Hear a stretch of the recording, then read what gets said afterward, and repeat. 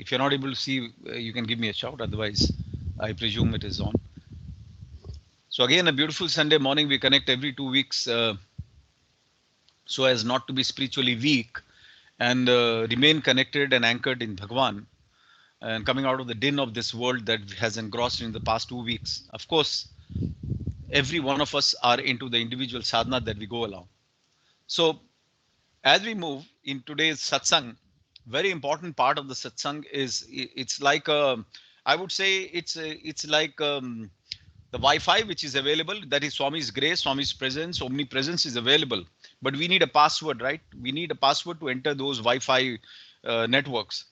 And for that password is nothing but satsang or a namasmarana, right? And this satsang allows us in to tune in to Swami's consciousness and reconnect to him within us, which we might have missed out during the pre-weeks. And it has to be ongoing effort. It has to be done every now and then, brothers and sisters. Why? Because the world is potential enough to distract us, put us anchored into outside, whereas the whole journey is inward, right? So this satsang allows us, it's a communication that we re-establish the channels back. And satsang is not something, or a study circle. It's an invitation for a fire of self-discovery, in the fire which doesn't burn us, but it burn what we are not, and what we have assumed to be the one. It allows us, it enables us to burn that. Okay, it's a recharging session, wirelessly done, helps us to connect to Bhagwan, who's also waiting for this moment. And in the process of all these, we tend, Bhagwan says, first you pretend, tend, and then finally end. So we definitely tend to get the purification done, Trikarna Shuddhi, head, heart, and hand, thought, word, and deed.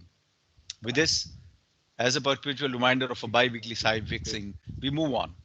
An important part of it is the priority levels have to be re-established. Love for God, thought for God, feeling for God, belief and trust in God has to be reprioritized to the first level if we want ourselves to be in his priority list, right?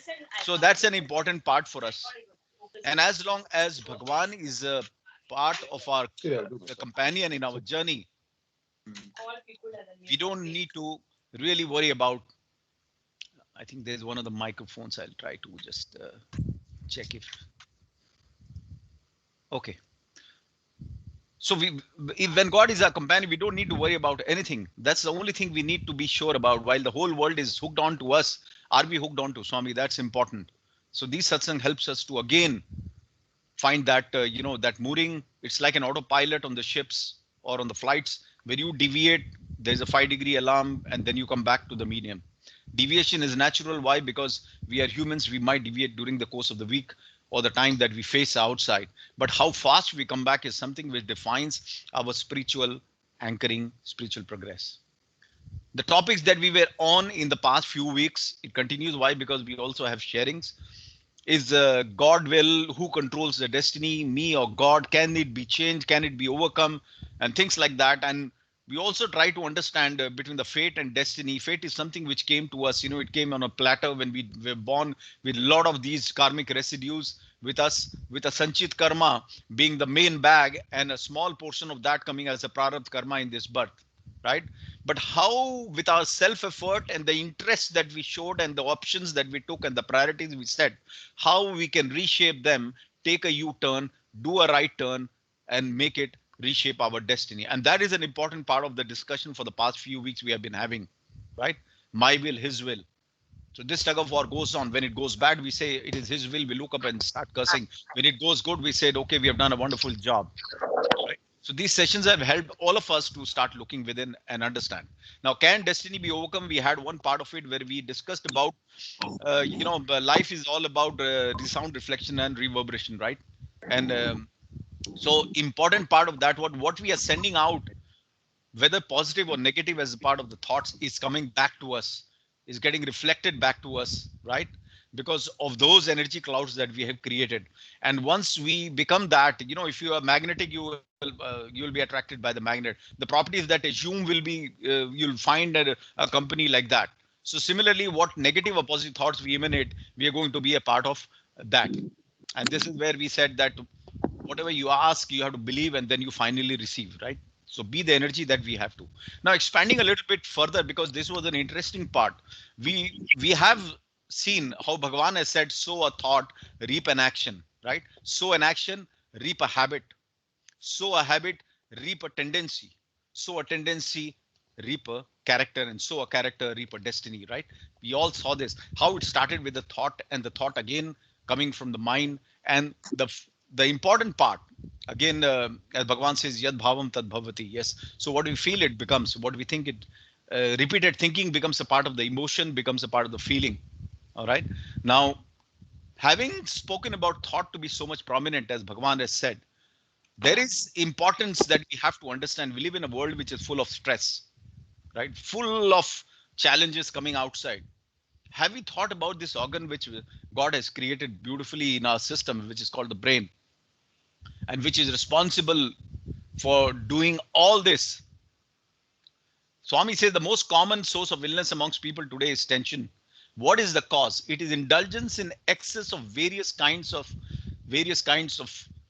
activities. Men must learn to moderate the hectic pace of living. Hurry cause worry, and worry cause diseases. So when you look at this representation here, it shows clearly what happens when we yield to stress. If we are not spiritually strong, or the moorings are not strong, we tend to get into addiction, into drugs, into some way where we can forget temporarily on our existence, right? And Swami says many people still indulge in intoxicant drugs, alcohol. 3/4 of the human body is ruined because of smoking. 1/4 is ruined because of the drinking. Because of alcohol, people lose their intelligence, memory, and become nervous. They damage 100% in a way when you start smoking and drinking. What more message can we have from the Divine Master stating that it's so important to refrain from drinking and smoking? All right. And then Baba says, when you wake up in the morning, refreshed and calm, cure of mental fever or body ailment by a restful sleep. Sleep is so important, so restorative. He has emphasized here. How many of us can thank Bhagavan that we got a nice sleep when we got up in the morning?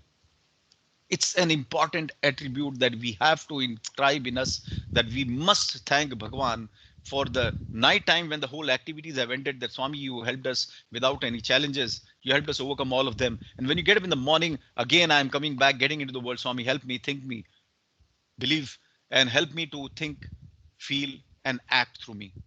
All right. This is very important, brothers and sisters. We have to thank. All right. Otherwise, when you see this photograph here, it shows a distorted wave pattern. And we will talk a little bit more about these wave patterns, because we are talking about the brain, which is a center where the thoughts are arising. And there is a chemical action also which goes on. I'm not an expert, I'm not a professional, but it was very interesting to make all of us aware, and especially myself also, to understand the part that we don't even speak about or aware about brain. What is it generating and how these things are impacting us? I thought it was important to connect to the way. Why? Because the destiny is controlled by thought, and thought has got a relevance with the brain. Now let's look at this part. There are 5 categories, of which 4 are predominantly described here, wave patterns. The waking state, which is called akara, is called the beta waves. These were measured. These are by the EEG, which is electroencephalogram, where they have measured the brain waves at different states of existence. So when you are in a waking state, normally they have put it as beta waves, which has got 14 to 30 hertz. When you are in a relaxed state, that's you are waking, but you're not active by brain. You're not doing much. You sit down and relaxing. It's called alpha, which has got again 8 to 13.9 hertz subconscious state. All right. Now, when we get into a meditation process, it becomes the mapping revealed it to be the 3rd category, which was called the theta, which had 4 to 8 hertz. Right. So this was a dreaming sleep, increased production of, I will not get into that too much, but emotional experiences, potential change in behavior, increased retention. And then the mapping was done in the next stage, where you don't have a dream. Sometimes you just sleep so deeply, you don't have a dream. That stage revealed the frequency as 0.1 to 3.9 hertz. So it was named as delta. So you can see the progressive differences in the wave patterns. All right. So these are generated by the brain at various phases of our existence, which we are completely unaware about. This is happening. It's like ahang vaishwa naro bhutva pranyanam dehimasra. There is a fire, God in the form of fire, which resides within us, which digests the food, but we are not aware. We are not getting up and saying after eating, oh, I must digest the food. I must. No, it happens. There's a lot of karmic activity with the subconscious mind by the program and the software that Bhagwan has loaded us and brought us into this world is there by his grace working. And if they don't work, you know what happens. We get a lot of problems. We go to doctors, we don't get that. So we have to be thankful for all these activities which are getting into a body and which we are not even acknowledging. Right? So brain is a very, very important epicenter where all the thoughts and things are happening, and it has been scientifically mapped by the EEG, as you can see, and there are different waves. Now, how do we get into what wave of existence and what is the preferred wave? Things like that, little bit we will try to tweak and see, because it's important to be aware that when you are excited, when you are, in a agitated state, what is a brainwave and what is not to be done that time, and things like that. All right. So let's move into a little bit more. And the last category, which was not defined here, is the gamma wave, which has got a very heightened state of super consciousness, right? It's called a super conscious state, which one of the yogis who have realized souls, they exist and they willfully exist in that. In that, they've got a choice to manage hundreds of wave patterns within a stable state of mind. All right. So that's the gamma stage, which is most powerful known to man in the existence. Now let's move on to C.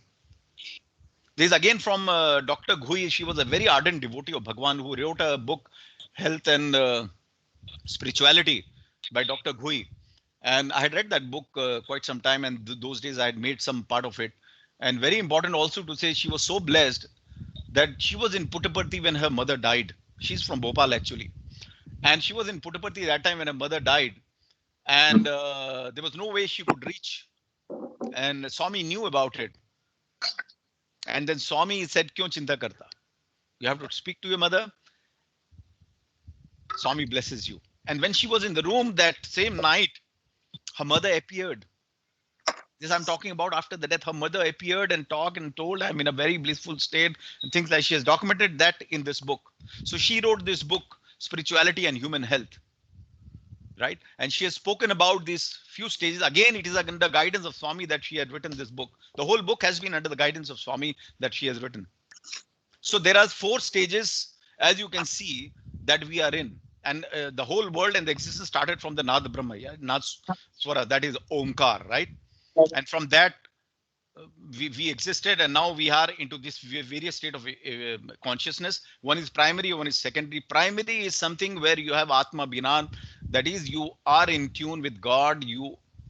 There's no difference, and most of the time we operate on Deha Bhiman, that is, we are in the body consciousness, the ego that you call it, the affliction to the body, to relationship, to desires that you have with outer objects. All these become a part of the ego or the Deha Bhiman. All right. So as long as we are in this Deha Bhiman, we exist in few states of consciousness. One is Akara, which is a waking stage, right?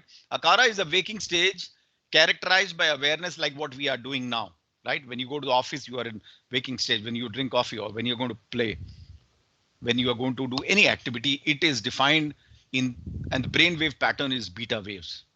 Okay. That is 13 to 32 hertz. So just remember, while we are not aware, but there are certain brain waves, frequencies which are measured, we do exist. Then we come to the next stage from wake, which is Jagrat Avastha. We come to a stage which is Ukara, which is Swapna Avastha, which is dream state. Correct? It's important to understand this. Now, Ukara, which is a dream state, as she writes in the book, this is the state where everything one sees during a dream not only seems extraordinarily real, right? You see, when King Janaka was going to a sadhu, his preceptor, and he wanted to test him. All the disciples were sitting, and they were not very happy about the main guru favoring King Janaka, while they were all meditating for long. And that day he decided to test. So in the meditation, all were sitting, which is again like the Ukara state. the Guru created a scene of fire in the hermitage. Okay. And that in the meditation came, the disciples ran away to check their belongings, whereas King Janaka was sitting there perfectly in complete balance. And when these disciples went and saw there was no fire, they came back, they saw King Janaka still there. And then the meditation opens out and the Guru says, do you know why I always say that follow him or try to emulate from him? This is the reason. Just a mere reflection within your mind of a fire and you ran away, where he is sitting here peacefully. Why? Because he completely surrenders. And that's important.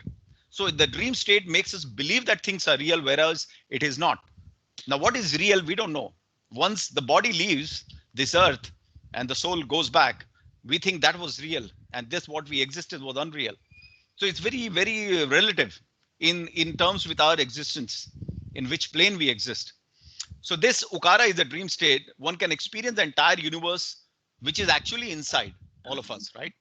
And then the waves patterns have, it varies from alpha to theta waves, brain waves, which generate in this state of mind. Next stage comes, which is Makara. Makara is a deep restorative sleep, which is called a dreamless state, dreamless sleep, where we don't have a sleep. We don't have a dream. This is a state in which there is no dream and the mind is absolutely still. The senses are withdrawn. Now, when the mapping was done, again, it showed as delta. All right. It shows as a delta state of wave pattern for the brain. And the last but not the least, as we all have heard about this word Turiya, which a lot of these Maharshis and the saints and the sadhaks have gone into that state of meditation, they have been able to relive those connectivity with the subconscious, where they become one with the divine super conscious state. While, and here it is defined that while you were asleep, your consciousness was totally dominant. Sometimes when you get up and you say that, oh, I had an excellent sleep of 7 hours, then how do we say we had a good 7 hours sleep when we were not even awake? What makes us say that? So, brothers and sisters, it's important to understand that Chetana, that awareness, that consciousness within us, which is unchanging, which is the soul, which is the Atma, that is something which is monitoring the entire process. And when we are in absolute deep sleep, state of sleep, when we are connected, even when we are consciously aware and awake, with that state of awareness, it is called Turiya state, okay, which is super consciousness. And those relate to the gamma waves. All right. So these are 4 important states of existence, which is conscious, subconscious, unconscious, and superconscious. And there are 4 different wave patterns which are related to by the brain, which emanates during these stages of our existence, whether we know it or we don't know it, but they have an impact, brothers and sisters. And we'll come to the point also how and why and how we can do it the easiest way. So when we get up in the morning, when we have an interaction with the light, when the eyes open up, we are already in the beta stage. The brain waves are already in the beta state, and there is something they release this chemical called serotonin. Okay, when we get up, and when we are retiring to sleep in the night after doing the activities, when the lights start dimming up or sun starts setting in and things start coming down, the same thing is converted into melatonin. These are 2 different chemicals, and in the beta state, we wake up, and until we go back to sleep, we remain existing in a beta state. Beta wave pattern. Just touching upon very basically, because we are not professional, but it is important to understand in our adhyatmic journey also, in our journey to control our thoughts and understand how and what frequency of thoughts impacts how. It's important for us to know this. Then once in the waking state, let's say now we sit down, we close our eyes. The earlier thing what we said was we opened our eyes and we were going to sleep, right? It was again driven biologically. Now in the waking state, we choose to close our eyes. Correct? When we choose to close our eyes and we put our headphones, why try to put a headphone? Because sometimes even if you close your eyes, the sounds try to distract us. Correct? There is something which is always triggering a different dimension of thought process rather than allowing you to focus. So let's say we have put all those on. In that case, what we are trying to do is, in our usual existence of beta wave pattern, that is certain wave when we were doing it by being conscious, We are now trying to come into the alpha. That is, we are trying to change over consciously. Now imagine this. What I'm discussing is we are trying to consciously change our pattern, brothers and sisters, rather than involuntarily happening. So what we have done, we have closed our eyes, like what they say in the meditation. A lot of thoughts will start coming, but at least what you have done, you have prevented the outside world to interact and enter through one of the senses and disturb your wave pattern. Okay, so that part is filtered.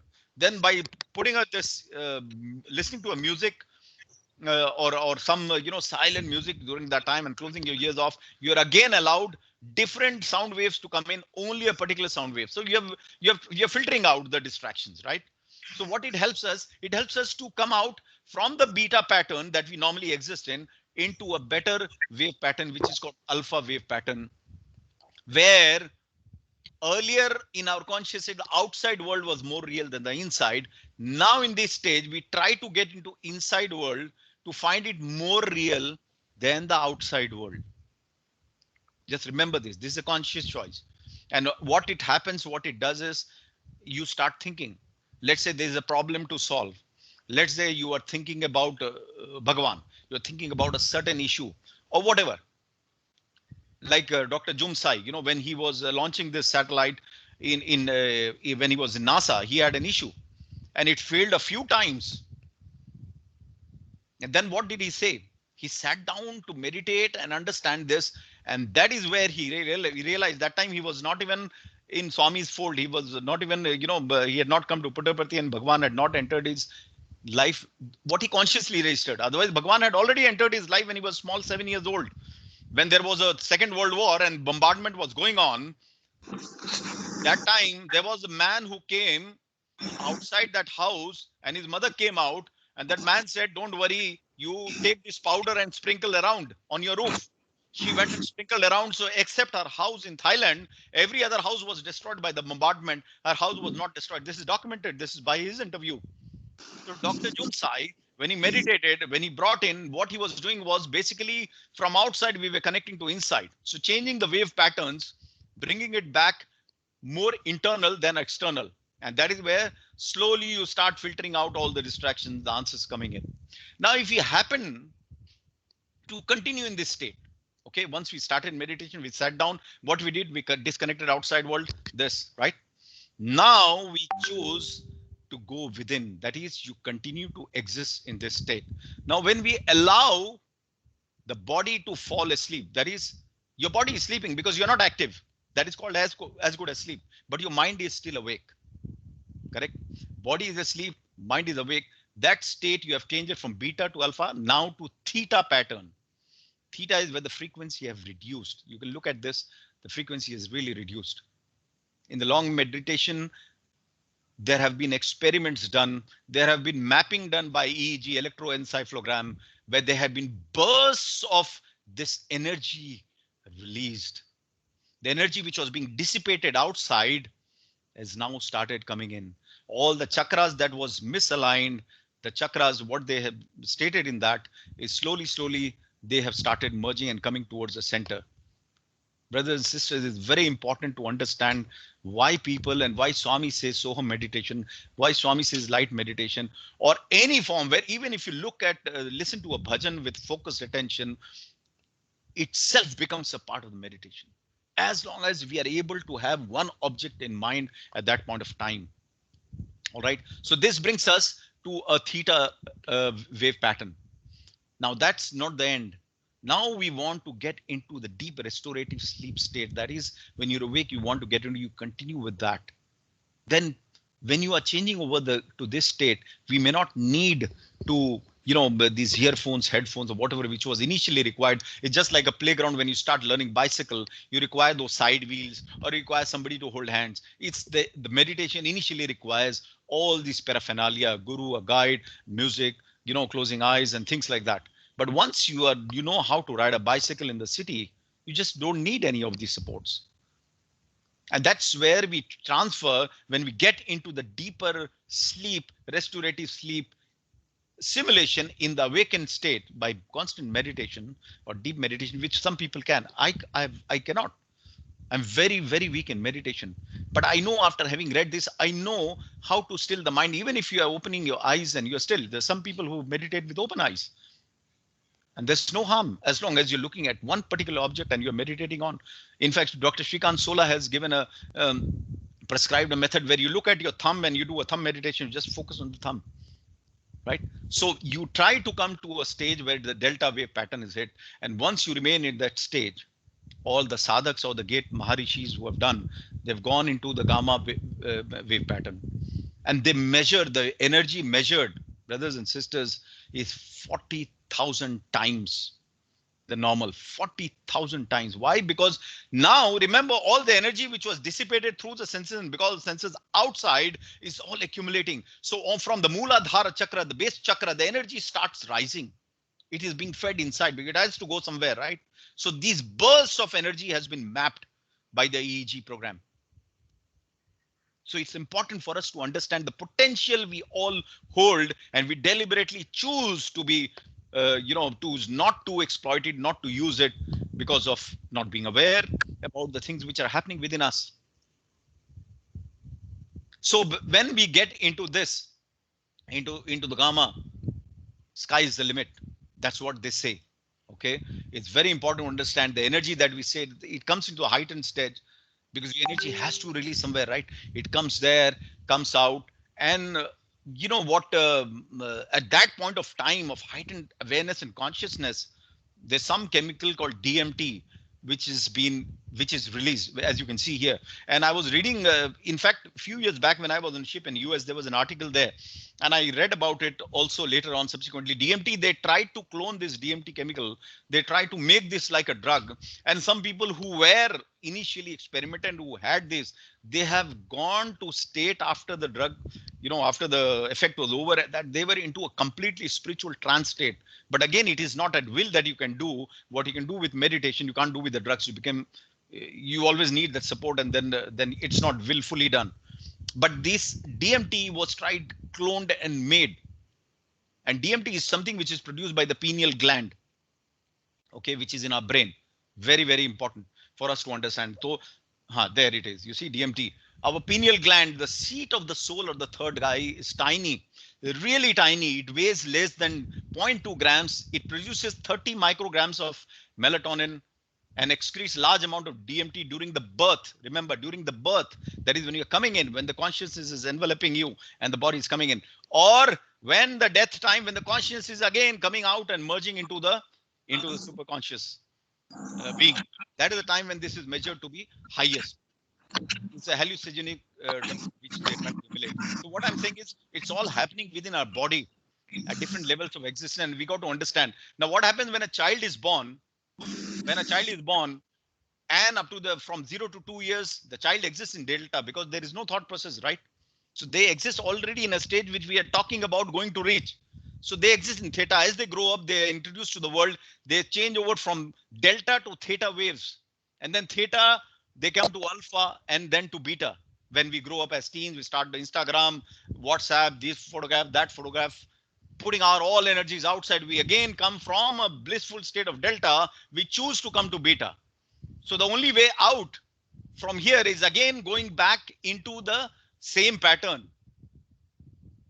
Okay, same wave pattern, which is again going back to delta. So when you look at it from a subconscious state, when a child is born, we have to gradually reach that by reprogramming ourselves, being aware about these wave patterns which are impacting our system, which we are responsible for. There's nobody else. It depends on our existence. And if you recall the Japanese scientist Emoto with the water experiment, which he did, depending on the thoughts, the water crystals and the molecules were changing its shape. He made an experiment where he wrote, "I hate you" on a water sample, and he wrote, "I love you." And two different rooms it was kept, and the molecules were absolutely like diamond on "I love you," where it was distorted in "I hate you." Then he took the hard rock music and the music from the cathedral. He measured that. He again found it distorted and very nice diamond in the cathedral or a church one. So all this showed that what thought process or the brain waves, these are all electromagnetic. They are all impacting our surroundings, our beings. All right. We have to be aware By controlling thoughts, we change over the brain wave pattern, hence reconnect and reshape our destiny. It's important part. We must be consciously aware the important part brain, what it is doing in our lives. And just to before we end, we have a beautiful speaker, a very ardent devotee of Bhagwan. I would like to connect this. Now look at this Swami's blessing and miracle. I didn't know that Brother Ravin will be possible to connect today when these slides will be made. But somehow you see these slides, and I will connect you to the point very shortly, how Bhagwan guides each one of us. There was an experiment done for a children from 1 to 15 years. Okay. And there were two batches of the students. One batch was who were learning music and listening to music. Okay. And the second batch was who had no connection with the music except when they were forced with the nursery rhymes and all that. And they did an experiment with these two batches, told the parents they're going to map the brain. Okay. And these were the patterns that were measured. So first was given them a few minutes with few questions for testing. The first graph, when you see here, look at the intensity of attention and the focus in the guy in the group that was having music as a part of their life. You can see the intensity of attention was almost there 100%. Whereas the other group, which was not music, was scattered, ranging from some who could reach to 95, then most of them were down. Then they gave a book to read, 1-2 minutes.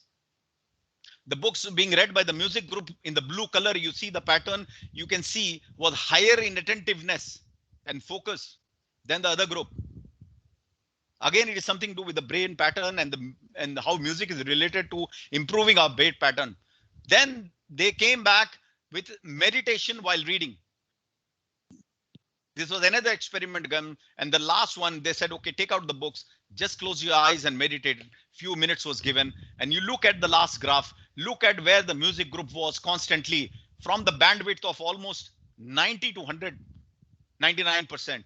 And look at the non-music group, which was from 99 up to maybe 69 or 65%.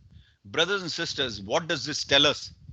This experiment, which was done and brain waves were mapped, it tells us that music, nama smarana, bhajans, whatever which is silent, sublime, nice, peaceful, alters and improves our brainwave pattern. Is very important for us to understand. We may have come with a certain fixed prarabdha DNA that has been done, that has been written, fate has been written. What is in our hand is self-effort. What is in our hand is to be aware about these things, change it consciously by taking interest in what Bhagwan has said, by listening to his bhajans, by listening to divine music. And that is where we have, very coincidentally, we didn't even know, I didn't even know when this was happening, that Brother Ravin is going to be today. How beautifully Swami has aligned to have him, to help us to understand and connect to this topic, what we discussed, how music has impacts positively our thinking process, our brain pattern, to bring us into the theta, delta, and gamma in rare cases, yes, but definitely we can exist in delta patterns and the alpha patterns. Brothers and sisters, with this, I would not take much of a time. And this is my privilege and really Swami's blessing that we have Brother Ravin. I'm sure a lot of us have heard him in the bhajans, and he's so blessed. I'm definitely a very big fan of Brother Ravin for the, not only for his voice, but the love that he has for Swami, despite doing concerts globally, despite being busy in Singapore and doing so many, you might have seen him in different concerts. He always comes for Thursday bhajans, inspires us, connects us with his loving voice to Bhagwan. With that, I would hand over for Brother Ravin to take over and just, help us through with his musical ride. Brother Ravin, over to you.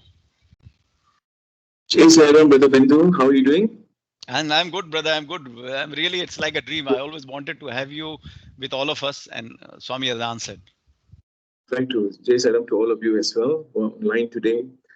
In fact, it's a privilege and an honor for me to be part of this whole program. And I was, I think prior to, before I was talking, I was hearing all your experience and how you're sharing about this, Jumsai and, etc.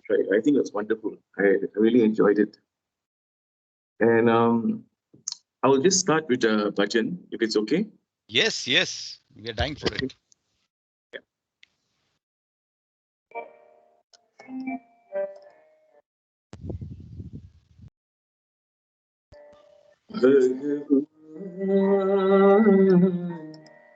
भगवान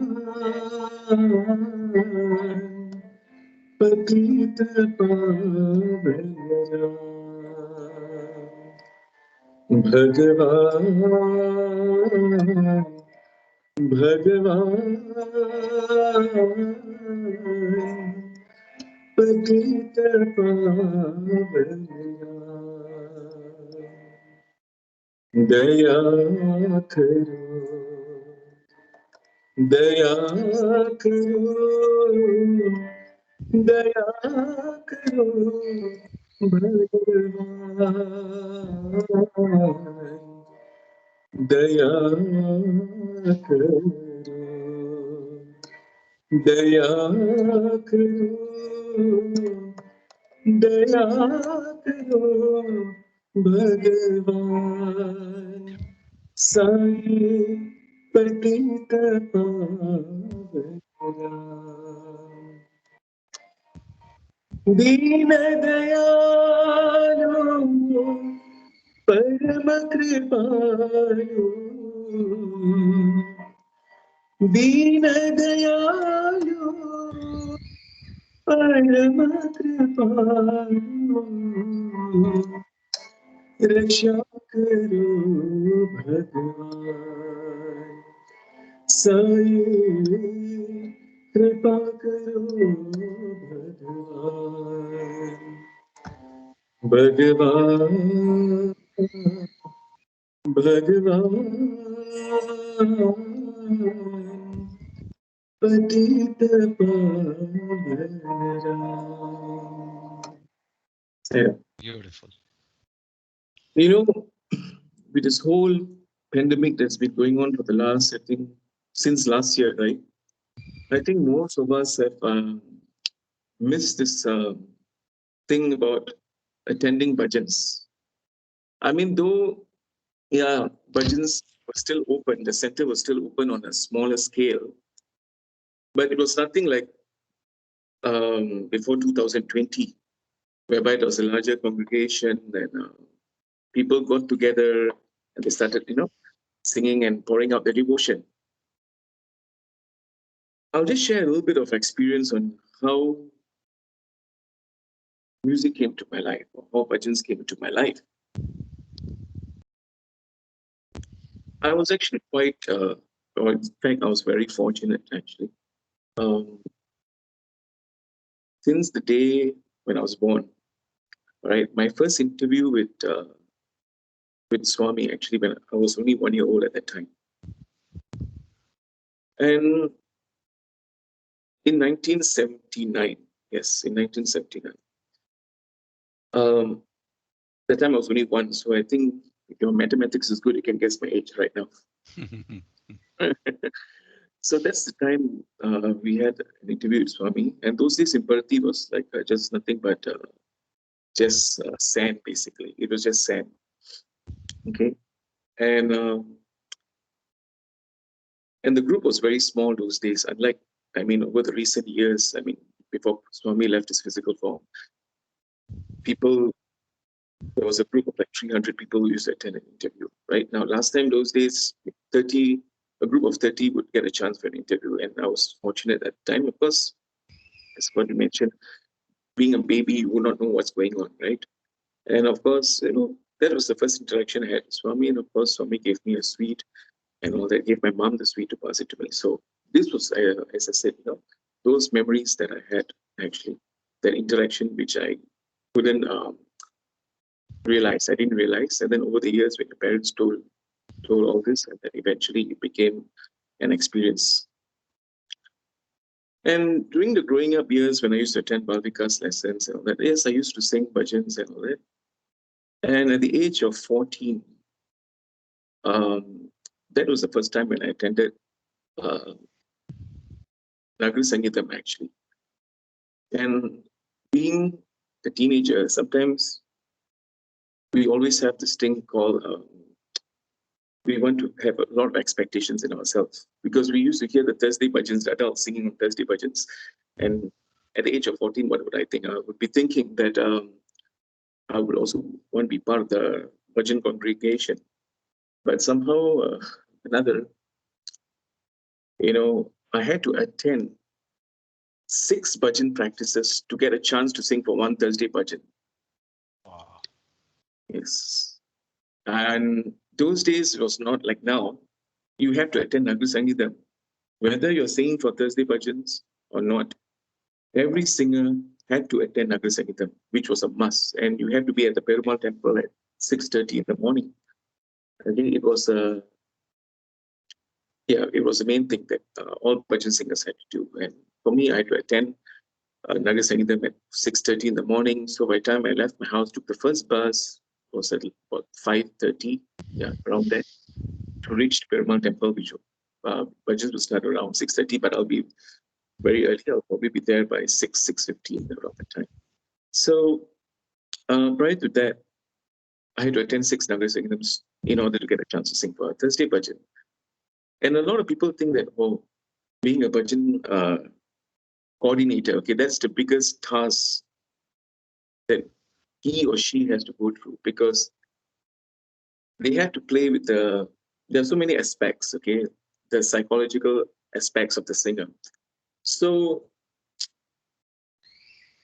a lot of them will get this bad name, like, oh, see, this person never gave me a chance to sing, etc., etc., etc. And then eventually it became something that, a lot of bhajan conveners had that thing. If they give a chance to a lot of people to sing, then eventually they become the good person. But if they don't give the person a chance to sing, they become the bad person. It works everywhere, not only here, but every center. Yeah. So in order to actually have that competency for a singer to sing, they have to practice. As what you mentioned earlier on the earlier slides, it's true. You have to attend maybe music lessons or something in order to understand the basic concept of music. Without all that, I mean, of course, there are people who don't learn music and they have this natural gift whereby they can sing. But there are some people who are not as fortunate as those people on the other side. So in order to become a good singer, okay, you need to practice. Okay. Yeah, of course, attending lessons, music lessons, enhances your chances of being a better bhajan singer. But even if you don't attend those lessons, it's good to practice. Learn a song, as Swami said, practice a bhajan 100 times. If they have to do that, they should do that. Over the years, of course, when I got a chance, I had this opportunity to, of course, sing regularly on Thursday bhajans. When, of course, I met you in Bindu. I think I met you in somewhere around early 2000. Yes. Right? That's the first time I met you. And what I like about your singing, Brother Bindu, your voice is so powerful. You don't need a mic. The whole 133 center can hear you. And the amount of bhava that you put in the bhajans is amazing. This is something that I enjoy hearing, especially when you sing. And then, of course, eventually, I'll just share a little bit of experience. In 2001, that was the first time I got a chance to sing in front of Swami. Wow. Yes. What had happened was, that time I was studying, I was doing my higher education. Sorry, I was doing my degree at that time in Australia. And what had happened was, there was a group during December, holiday period in Australia. So we all went to Puttaparthi. And at the time, we went with a group from Educare, Educare Science Center, and a few other science centers. We joined together. So there were about 300 Singaporeans who went to Puttaparthi at that time.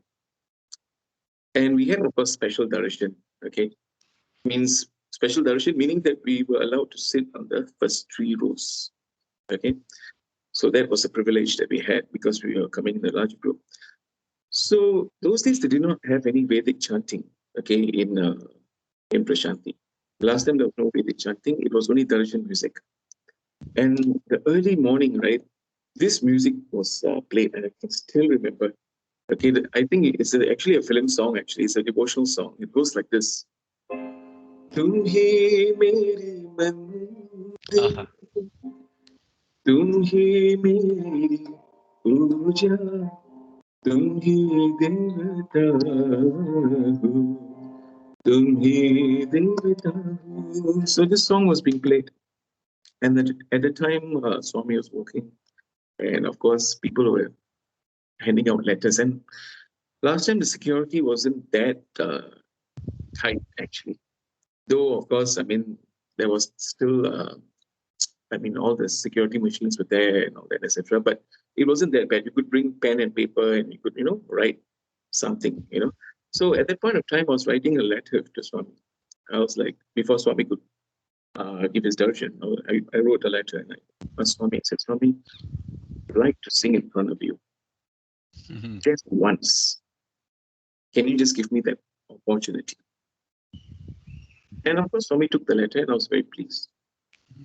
And you won't believe what had happened. That same morning, after the morning darshan, there was a huge gathering at the North Block, okay, where most of us always reside when we stay in Prashanti. And there was this brother, okay, who said that, or the group leader, he said that, today afternoon we have a special darshan in front of Swami Mandir, and Swami wants to see us. So of course, all of us were excited, and I was sitting right at the back. Okay, I'm sure most of you who have been to Prashanti and we have attended the Mandir bhajans or even sat in the Mandir, you know how it is like, right? So I was seated right at the back where they used to keep the musical instruments and all that. What had happened was Swami was walking towards the direction. Okay, so I was seated very close to the aisle. Okay, the red carpet there, and there were stacks of letters passed on to me to pass it to Swami in case Swami accepts those letters. And I gave, Swami was walking towards my direction, and I gave those letters to him. And Swami just looked at me. He rubbed his arms on my cheek, and Wow. he said, "Good." Yeah, he said, "Good, very happy." But of course, I would not know what he meant, or I couldn't interpret anything by him saying that, right? So, as there's a saying, right? You take one step towards me, and I'll take 100 steps towards you. That's what Swami says. And I actually did that. I took that one step, and the other 100 step, of course, I'll explain to you all what had happened. So Swami rubbed his hands on my cheek. Immediately, I don't know what had happened. I don't know whether it's a divine intervention or, I just grabbed his hand and I said, Swami, can I sing a bhajan for you? And as I said, the 100 steps forward, Swami said, he looked at all this, the 300 devotees that was seated inside the mandir. He asked, you all want to sing bhajans? And everyone said, yes, Swami, we want to sing bhajans.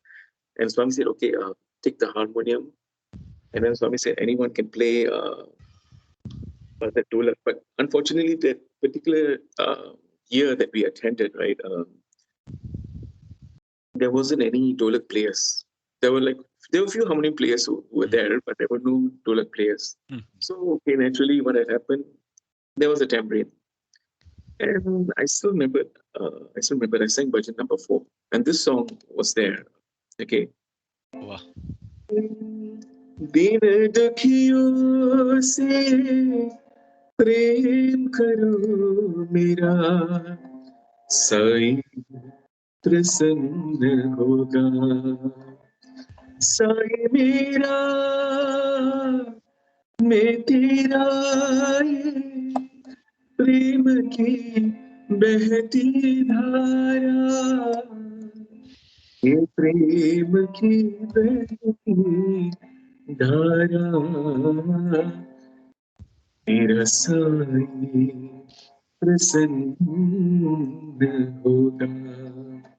So I sang this bhajan, and at that point of time when I was singing on the higher lines, right, Sai Mera, Mera, what had happened was Swami was closing his eyes and he was just, showing his gestures, that he's so happy with the song. And naturally, ego always resides in every human being, So I was thinking, wow, I noticed Swami did not look at the others. I mean, he did not do much of gestures with the others, but for my song, he did that. Wow, I think I made Swami so happy.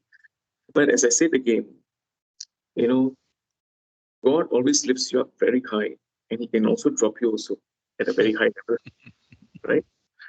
So ego doesn't last for a long time. So immediately before the fifth singer could sing, Swami stopped the fifth singer from singing, and he asked me, why are you singing such a difficult bhajan? And he said that most of the people who were there, actually the congregation, were non-Hindi speaking. They were all Tamil speaking people. He said, how are they able to understand what you're singing? He said bhajans, then he, of course, Swami explained that bhajans should be namasmarana, meaning that the chanting of Rama, Krishna, etc., whereby even a layman should be able to understand what you're singing. Wow. And then, So, such an important reminder to us. yes. But what's the best part? Swami told me in front of all the 300 people, Swami said, should go and learn from all those others who are singing just now. So you can imagine that, I would say, spiritual embarrassment or what I do. But yeah. But of course, eventually we had a chance again to sing in the morning, Sunday morning, to lead the Sunday morning bhajans. Okay? And Swami also kindly gave us that chance. And what had happened was, he asked me, he said, are you the same person who sang that bhajan yesterday, the typical bhajan? I said, yes, Swami. He said, are you singing a Hindi bhajan again? I said, Swami, I'm singing a bhajan, but it's Namasmarana. I had to cover myself. Right? And of course, I sang this song, which I think most of you might be knowing. I sang that song. And eventually, of course, Swami was very happy. And Swami has this habit whereby if the bhajans are fast, Swami likes to put the talam on his lap. Yeah, Swami has this habit. And it was nice, watching that. And of course, that was the best year that we had in 2001. So, in the consequent years in 2002, I had this chance again to attend. I had a chance to go to Puttaparthi again. And what had happened was, this time I joined the Christmas choir, International Christmas Choir, which was led by Auntie Selvia from USA. And what had happened was that we had to go, for those people who were interested in singing bhajans, had to attend a bhajan audition at the Pune Chandra Hall. Okay. And of course, I attended the audition. And out of 50 people who attended, only 4 were selected. Okay. And I was very lucky that I was one of them who was selected. Yeah, and of course, during the audition, I sang this bhajan. Rama Rahim ko bhajane wale tere pujare Baba tera naam ek sahara. So I sang that bhajan, and of course, I had the chance to sing in front of Swami. But you see, what had happened was, singing the bhajans was a priority. I mean, not a priority. Sorry, it was just like an incentive in case Swami says he wants bhajans. Then, of course, after the Christmas choir, you can sing bhajans. But there were only 2 people. Okay, only 2 people to sing the bhajans together. Means this was like a pair.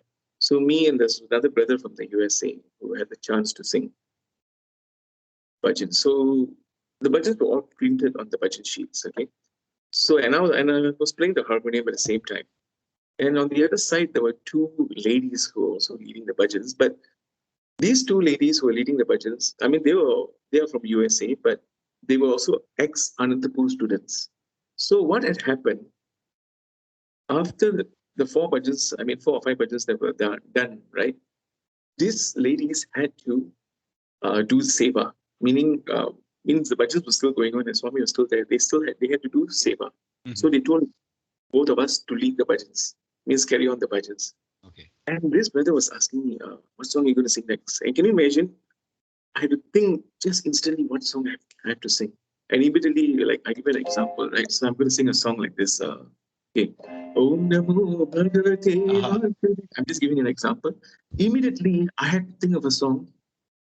What song should I sing after this? So immediately, Shankara, Shiva Shankara. And of course, so on. the list goes on. And I was looking at the brother. I said, "Do you know this song?" He's like, "I need the words. Do you have the lyrics?" I was like, "No, I don't have lyrics." And then eventually he just told me, "You carry on. You sing. You just sing. You just sing. I'll give you chorus. I'll just try to give you chorus on the other mic." And eventually, you won't believe, I sang close to 15 bhajans in front of Swami. Wow. Sai Ram, Sai Ram, Sai Ram. That was the opportunity that, of course, Swami had given me. And over the time, I would say before Swami left his physical form, from that time to 2010, I was very, very fortunate with all the different events like Buddha Purnima, and various numerous occasions like Christmas. I had the chance to sing in front of Swami, and that was a blessing. That's all I would say. Wow. And eventually, how music came into my life. Just to narrate, I was never a musician. I was never a full-time music uh, teacher or performer, nothing. I was actually an accountant before. I mean, I did my degree in accountancy, and even my dad runs his own accounting firm in Singapore. But sadly, I never continued to actually help him out with this work. I decided to go into a different path, and I chose that path, which was music. And how Bollywood, I won't say Bollywood, Ghazal music came to the picture. I'll just narrate to you all in 2012. Okay, 2012. I was at Arab Street. I went for one. I'm sure most of you know where Arab Street is. So I went for my friend's birthday, his fiance's birthday, sorry, in a small restaurant. Okay. And what had happened was he asked me, he said, I mean, they all know that I sing. So they said, Ravi, sing one nice ghazal for my wife to be. And I had to sing, I had no choice. Okay, it's like a birthday present for my friend's fiance. And I sang this song, goes like this. चांदी जैसा रंग है तेरा सोने जैसे बाल एक तू ही धनवान है गोरी बाकी सब कंगाल. I'm sure you all might be knowing that popular ghazal by Pankaj Udasa. And you won't believe, there were two men, okay, who were seated there. I mean, I don't know them. They just looked at me and they said, "I want to talk to you after this." I was like, "Okay." And these people were organizers for the Pankaj Udasa concert in Singapore. And they asked me, "We want you to do the opening for this program. Can you do it?" And for me, it was an opportunity. But you see, unlike most people from India or in Singapore who have learned Hindi, I tell you very honestly, I'm the luckiest person in this world because I've never learned Hindi in my life. And yet I'm able to sing Hindi songs. I don't know why. you know, the thing is that, of course, when I was young, with the influential of Hindi music, Bollywood music, bhajans, I mean, 60-70% of Sai bhajans are in Hindi. Of course, naturally, you would relate to a bhajan or the song and understand the meaning before you sing it. But of course, singing ghazals are totally different because most ghazals, the language of ghazals are in Urdu, right? Which is there's a slight difference. And of course, naturally, it was like a challenge for me to actually sing, perform in front of almost a crowd of 1,500 people for the Pankaj Udasa concert, right? So, and actually, I couldn't sing his songs. I had to sing Jagjit Singh's songs. And I asked Pankaj Udasa, I met him, of course, the day before the concert, and I asked him, I said, "Sir," he said, "Yes." He said, "Yes, beta." I was like, how to sing this song, this particular song, any way to improve the expressions. He said, "Ghazals is only from your heart. Feel it. Don't worry about anything. As long as you're singing on the right shruti, everything, you don't have to worry about anything. Just feel it." So these were small tips that I learned. And then eventually over the years, um, I had to go through a lot of criticisms also. I mean, I had a chance to perform in countries like US, South Africa, New Zealand, Australia, you name it. I mean, these were the opportunities that I had. And despite of performing overseas also, I had a lot of criticisms on the other end, whereby people used to say, brother, your pronunciation is wrong. Please improve on your pronunciation. Please, get the lyrics correct. I'll just share with you something very interesting. Like last time, I performed in US. Okay, but I know, Brother Bindu, you're so well versed in Indian. In fact, I think most of you who are online today also are also very well versed in Indian. I sang this song very confidently. Sainath, Sainath, Sainath tere hazaro. Okay, I sang that song. There's one line.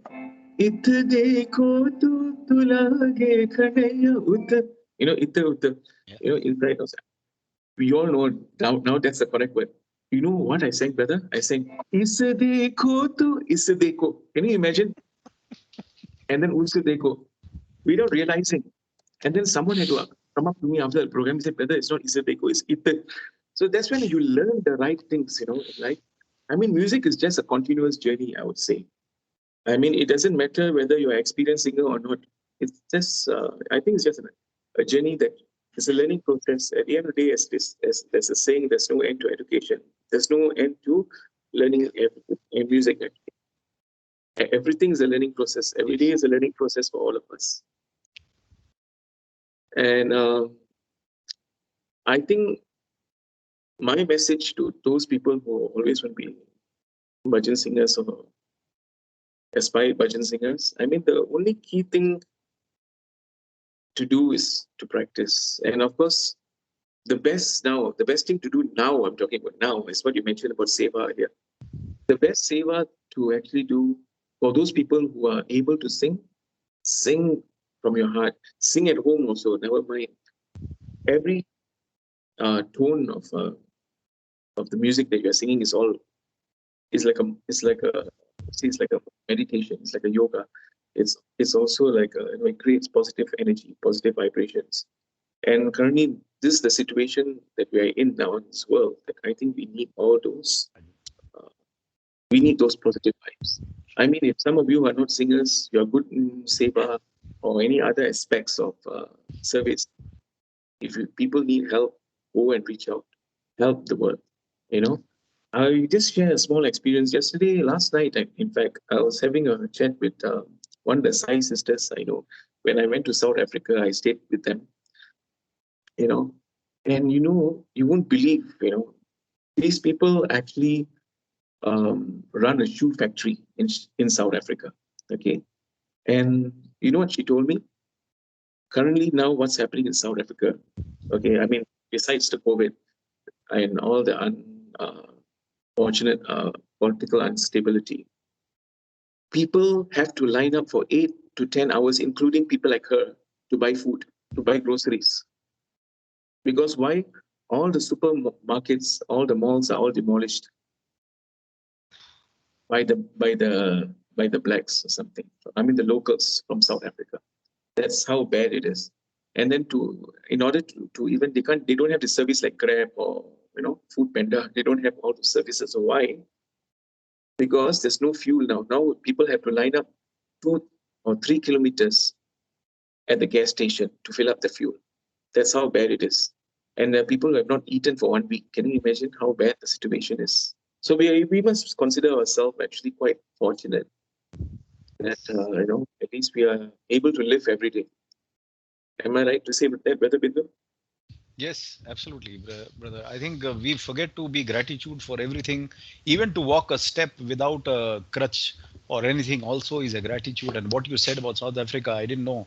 But if this is the level, then our intensity of gratitude must be more and more to Bhagwan, that he has placed us safely. Correct. So I would suggest that, I mean, if people need help the world, I mean, sometimes what happens among our own spiritual organization, I'm not talking about Singapore, everywhere, people are fighting for a lot of things, which we shouldn't be concerned about at this point. Now we should be, the only concern to spirituality is to help everyone, help ever. I think that's the main thing that we should focus on. If you're a bhajan singer, be a better bhajan singer. Share your music, share the world, share the music throughout the world. Nowadays everything's so accessible, like social media. Share it. Let the world reach out to positive tunes such as devotional songs and all that. True. If you can do seva, there are many doors to service. So of course, bhajan singing is just one of those small aspects, I would say. Yeah.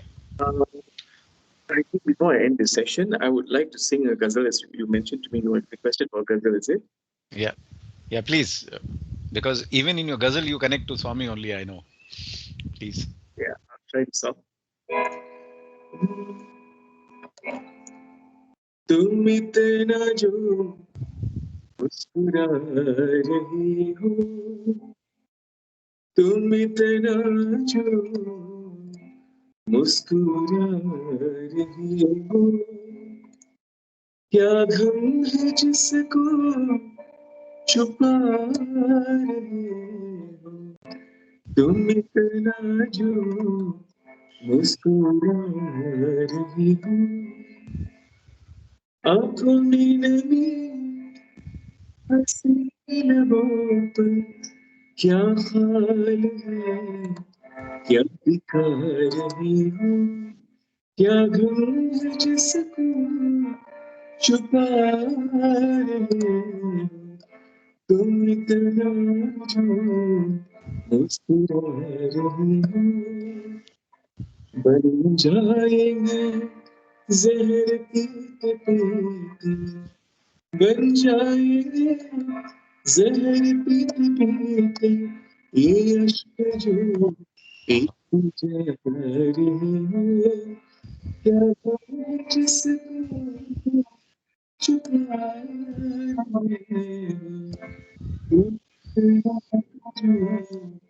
मुस्कुरा रही हो. This is one of my favorite ghazals that I enjoy. Yeah.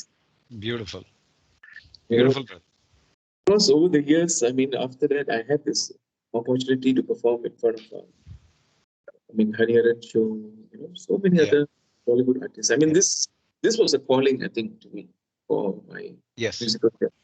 I mean, everyone has a different calling in their lives. Some people are meant to be great financial advisors, some shipping officers. I mean, so many kinds of areas, True. right? So maybe this was my calling. That's about it. Beautiful. Thanks, brother. Thank you so much. Thank you for this great opportunity to share with all of you whatever I can. Absolutely, brother. I think this is just a glimpse of your life, how it has been. It started with interview right from the day you came into this planet, and it continues. This love is eternal, brother, with Bhagwan. And he has chosen, handpicked you for inspiring so many devotees. It will continue with your lovely voice. I saw Sister Ganga had her hand raised up. Sister Ganga, do you want to say something?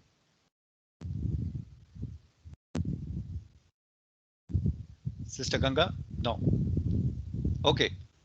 Anyway, so it was absolutely mesmerizing session we had, brothers and sisters. We thank bottom of heart to Swami to have inspired Brother Ravin to come in this short time to come and share with us. Brother Shastri, now before we conclude, one of the 108 names, Mahatman, if you can. And last word, brother, when you said in the US concert, you said, what was that line you said, Ithe and Ise, something, right? What was that? Isse dekho tu. Huh. So, Yeah. Ise dekho tu. But I think, subconsciously you meant it because Ise dekho is higher than Ithe dekho. That means whomsoever you are seeing the same Bhagwan. Ise means if I see this person, Use dekho means if I see that person, I see him only. So, subconsciously you actually meant it out. Yeah. Okay, Brother Shastri. I think everything that we do is all, I think, the divine, and I think from the divine, I mean, divinity from the universe, and it's all spiritual being, right? Absolutely. That actually connects us to everything. Yeah. Yeah. Yes. Sairam, brothers and sisters. Sairam, Brother Ravin, I think it was wonderful. You have exported all of us to Pati. I cannot say anything beyond that. You really relived the moments that you had with Swami there. So I mean, my heart literally was, every second you have taken it off to Pati there. So wonderful. I think it's all Swami's grace, and I'm sure he would shower his grace continuously on all of us. And for which we are all, as you just now mentioned, that we are there to help each other. So Swami's 108 name for today is Om Sri Sai Sulabha Prasannaya Namaha. I think, as I mentioned, Brother Bindu, you believe it or not, this was the name before we even started the session that was there. I think it's very evident from brothers sharing as well how easily he actually confers, his grace on all of us, and he gets fulfilled and satisfied. And as students, I would just say, Swami used to ignore us for months. Can you believe, like 2 months, 3 months? And in the veranda, he would come out every day and he would give darshan to all devotees. But he has his own ways of avoiding us. About maybe 200, 300 children sitting there at that time. But still, he used to manage the show. But you cannot give a letter, nor he would look at anybody. He used to manage, and like the what do you call, the moment comes when every one of us used to garrow him around, and then beg his pardon for all the mistakes that we have done. So we would like to request him to come to hostel, whatever it was. So he used to immediately yield to whatever we try to pour, and see. So he was looking for that simple heart, the pouring out of the heart to him, and he was always there. There's one small story I think Swami always tells. There was one person, I think, on the branch of a tree, and he was about to fall. And while about to fall, then Lord Shiva and Parvati were moving in the skies. And then they both talked to each other and say that if in case this guy is going to say Amma, then Parvati would go and help him. And if he says Appa, Ishvara would go and help him. But unfortunately, as he falls, he says Ayo. So then Swami, reminds us through this small story that all the time we need to continuously, do the Namasparana. So when that moment comes, we are ready for it and we are in the right direction. Jai Sairam. Sairam. Sairam, brother. Beautiful. Sulabh Prasanna Nama. I think music makes us all prasanna, happy. And this is one of the, Sulabh means simple. So easiest way, Sulabh Prasanna means the God who can be easily appeased by a simple heart, simple leaf of devotion through bhajan, through seva, whatever Brother Ravin said. So with that, I think it's a beautiful session we had. We have to absorb it, soak it, remember it. Before we conclude, we do 3 times Samasta Loka and then we conclude. Om